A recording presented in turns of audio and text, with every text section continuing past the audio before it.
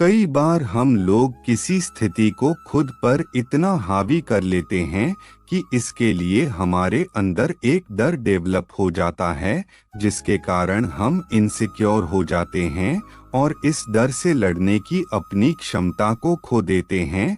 हम में से हर इंसान को किसी न किसी चीज का डर होता है। किसी के लिए यह डर किसी को खोने का हो सकता है, या किसी काम को सक्सेसफुल तरीके से ना करने का, या फिर किसी के लिए यह डर अकेले रहने का हो सकता है। हालांकि अपने डर को कम करना और इस पर जीत पाना एक स्किल है जिसे कोई भी सीख सकता है, लेकिन समस्या यह है कि ज्यादातर लोग अपने डर को अपने अंदर बिठा लेते हैं, क्योंकि वो मानने लगते हैं कि यह उनका ही एक हिस्सा है।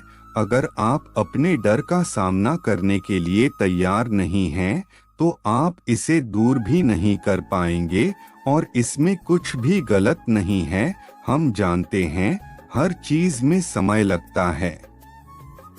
कुछ लोगों के अंदर का डर अगर लंबे समय तक रहता है तो यह कुछ कॉम्प्लेक्सेस या पर्सनैलिटी डिसऑर्डर का रूप ले सकते हैं। खुद को या किसी करीबी को इन समस्याओं से बचाने के लिए आप इनकी मदद ले सकते हैं, जो आपको अपने अंदर के डर का सामना करने और इसे दूर करने में मदद करते हैं।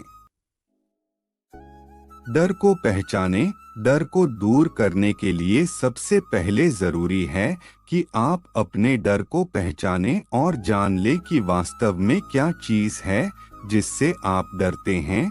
जब आप डर की स्थिति में हो तो उस वक्त आपके दिमाग में क्या चीजें और विचार चल रहे हैं, कैसी तस्वीरें बन रही हैं, उन पर ध्यान दें। क्या आप सच में डरे हुए हैं या यह केवल एक बाहरी प्रेशर है?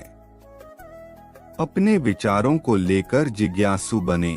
जब अपने डर को जानने की बात आती है तो थोड़ा जिज्ञासु बनना किसी को कोई नुकसान नहीं पहुंचाता है। इस बारे में जिज्ञासु बने कि ऐसे कौन से विचार हैं जो आपको डर की स्थिति में लाते हैं। आपको डर कब लगता है, इसे लेकर आपकी क्या प्रतिक्रिया होती है, इनके बारे में जानें। खुद को अपने डर के सामने लाएं।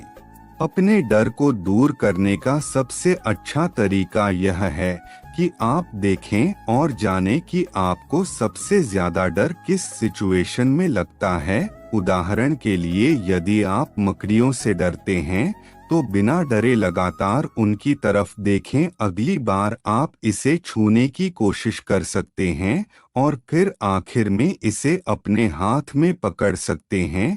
एक बार जब आप इन सभी स्टेज को पूरा कर लेंगे तो आपके लिए यह संभव है कि आप उन सभी चीजों से दूर हो जाएं जिनसे आप डरते हैं। डर के बारे में लिखें। आपका डर क्या है? कभी कभी केवल यह बताने से या कहने से ही आपको इससे निपटने की ताकत मिल सकती है, इसीलिए इसके बारे में बात करें। इसे लेकर शर्मिंदा ना हो, बल्कि अपने दोस्तों करीबियों को इसके बारे में बताएं, या फिर आप इसे लिख भी सकते हैं। एक जर्नल लें और उसमें लिखें कि आप किस चीज से डरते हैं।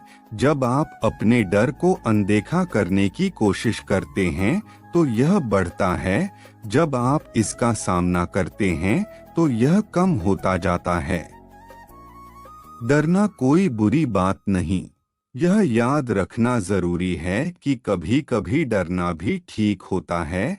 जब हम अपने अंदर के डर को नकारने लगने हैं तो यह हमारी चिंता का कारण बनता है। किसी के मन में डर एक ऐसी स्थिति के कारण पैदा होता है जो आपके नियंत्रण से बाहर होती है। ऐसा स्थिति में डर लगना हमारी एक सामान्य प्रतिक्रिया हो सकती है। इस डर में होने पर बुरी तरह से बहकने या तेजी से प्रतिक्रिया करने के बजाय इसे स्वीकार करें। स्वीकृति आपके डर पर काबू पाने का पहला कदम है। डर लगना बुरी बात नहीं, इससे दूर भागना बुरी बात है। किताब पढ़े। अपने डर पर एक अच्छी किताब पढ़ने से आपको इससे छुटकारा पाने में मदद मिल सकती है। जिंदगी में जिस विषय को लेकर आप परेशान हैं या जो चीज़ आपको सबसे ज्यादा प्रभावित कर रही है, उसके बारे में मोटिवेशनल किताबें पढ़ना काफी फायदेमंद साबित हो सकता है। इसलिए पहले डर को जानें और इसे पहचानकर इसके बारे में अच्छी किताबें तलाशें और उन्हें पढ़ें। अगर वीडियो पसंद आए तो वीडियो को लाइक और शेयर करें और कृष्ण वाणी चैनल को सब्सक्राइब करें।